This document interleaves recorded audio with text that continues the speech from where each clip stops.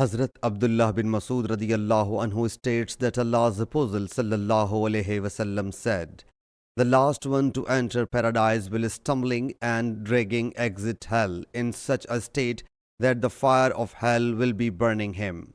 When he has come out of hell, he will turn to see it and, addressing hell, say, 'Immensely blessed is he who rid me of you. Allah Jalla Jalaluhu has blessed me with that bounty. He has not granted such a bounty to anyone amongst the former and later generations.' Then a tree will be raised up for him. That man whereupon will say, 'O my Lord Jalla Jalaluhu, bring me near this tree so that I may enjoy its shade and consume the water of its fruit, juice.' Allah Jalla Jalaluhu will say, 'O Adam's son, will you ask for anything else if I fulfill this request?' He will submit, 'Never, O my Lord Jalla Jalaluhu.' Then Allah Jalla Jalaluhu will get a covenant from him for not making any further request, and Allah Jalla Jalaluhu will approve his excuse, for he will behold such bounties as he will not help craving. Allah Jalla Jalaluhu will bring him near that tree, and he will lounge in its shade and quench his thirst with the juice of its fruit. Then another tree will be revealed to him, which will be far more beautiful than the first one.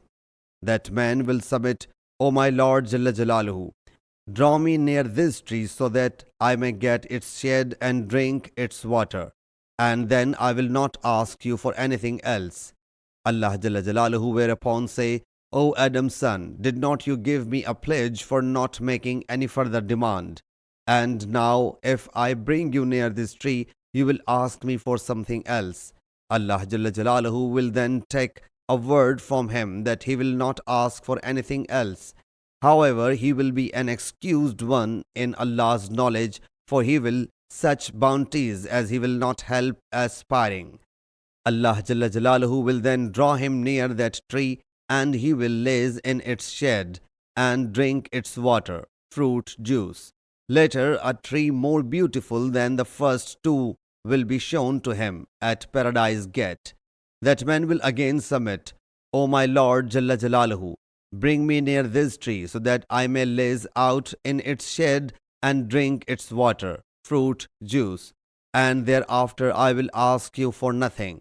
Allah Jalla Jalaluhu whereupon will say, 'O Adam's son, did not you covenant with me not to ask me for anything else?' He will submit, 'O my Lord Jalla Jalaluhu, I will not make any further request,' and Allah Jalla Jalaluhu will consider him the excused one, as he will cite such bounties in paradise as a man cannot help desiring. Allah Jalla Jalaluhu then bring him near that tree.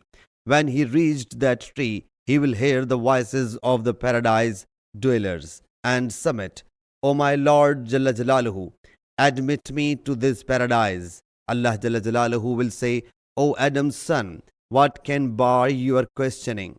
Are you pleased with it, that I may grant you the world and a place equal to it in paradise?' He will submit, 'O my Lord Jalla Jalaluhu, you are joking with me, whereas you are the Lord of the worlds.' Telling this hadith, Hazrat Abdullah ibn Masud radiyallahu anhu started laughing. We then said to the listeners, 'You did not ask me why I laughed.' The people submitted, 'Tell, why did you laugh?' Hazrat Abdullah bin Masud radiyallahu anhu said, telling it, Allah's Apostle sallallahu alaihi wasallam laughed as well. The companions radiyallahu anhum asked, 'O Allah's Apostle sallallahu alaihi wasallam, why have you laughed?' He sallallahu alaihi wasallam said, 'Due to Allah's laugh.'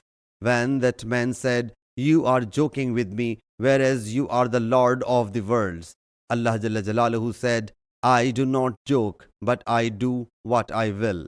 Sahih Muslim Hadees number 462.